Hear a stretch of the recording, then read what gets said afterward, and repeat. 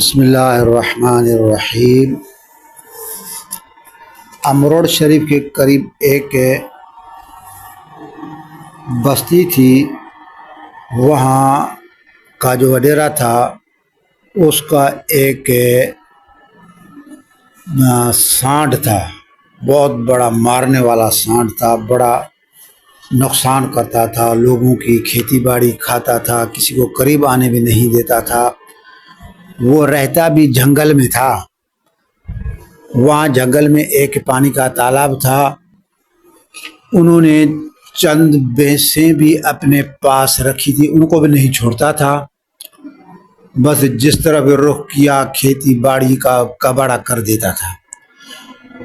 تو وڈیرا بھی اسے بیدار تھا، بستی والے بھی بیدار تھے، عاجز تھے، تو اب کس کو کریں تو کیا کریں۔ تو پھر کسی آدمی نے اس وڈیرے کو یہ مشورہ دیا کہ حضرت امروٹی کے حوالے کرو، وہ لنگر میں فقیروں کو کھلائے گا، دے دو لنگر میں۔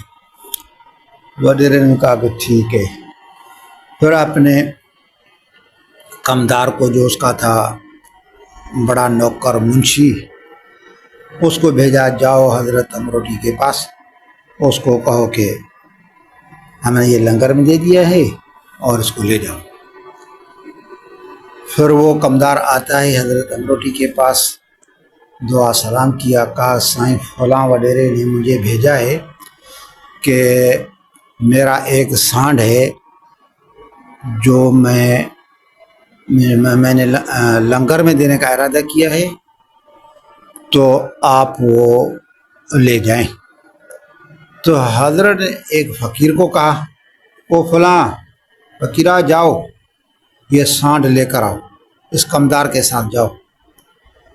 پھر وہ اسی کے ساتھ گیا۔ جیسے ہی درگاہ سے باہر نکلا تو کمدار نے اسی کو سمجھایا، بھائی تم مرے گا کیا، تجھے کیا طاقت ہے، 10-15 آدمی ہوں تو ان کے قبضے میں بھی نہیں آئے گا، واپس جاؤ، مہربانی کرے سائیں کو کہو کہ 40-50 آدمی آپ کو دے دیں، بڑی بڑی مضبوط رسیاں ہوں، پھر ان کو قابو کرنا جو ہے نا وہ ممکن ہے، ورنہ تم اکیلا آدمی کیا کرے گا بھائی، مرے گا کیا، جاؤ۔ تو پھر وہ فقیر آ کر سائیں کو عرض کرتا ہے، حضرت وہ کمدار تو یہ کہتا ہے۔ تو حضرت امروٹی نے کہا کہ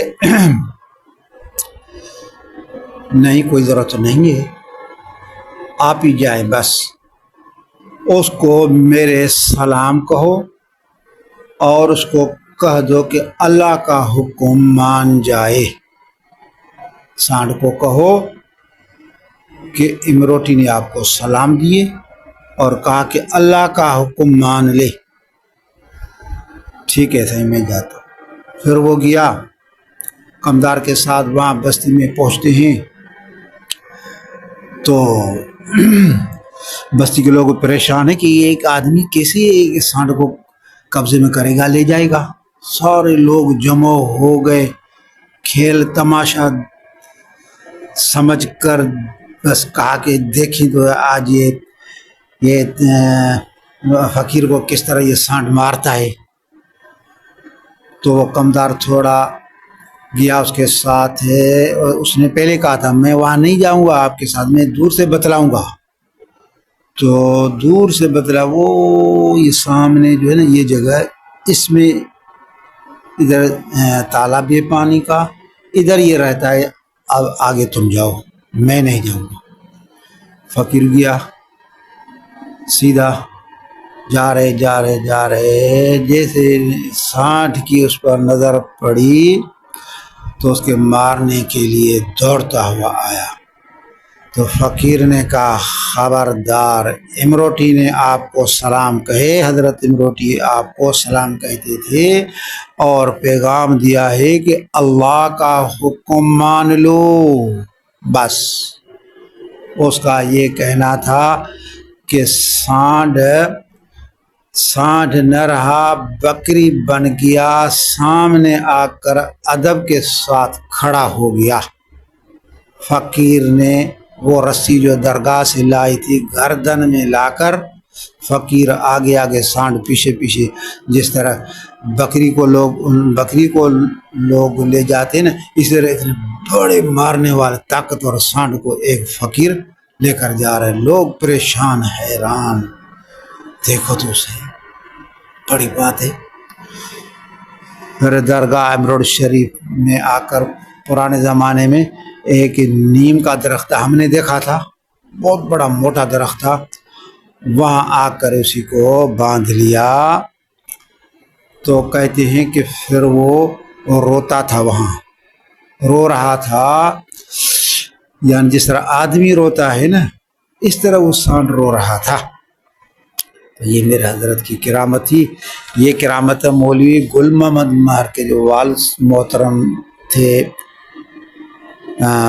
چچا عبد الرحیم، مرحوم علماء کے ساتھ، امروڈ کے ساتھ بڑی محبت کرتے تھے۔ اب تو وہ فوت ہو گیا، اللہ کو پیار ہو گیا۔ انہوں نے یہ مجھے کرامت بتلائی، لیکن دوسروں نے بھی مجھے بتلائی، یہ بہت مشہور کرامت ہے۔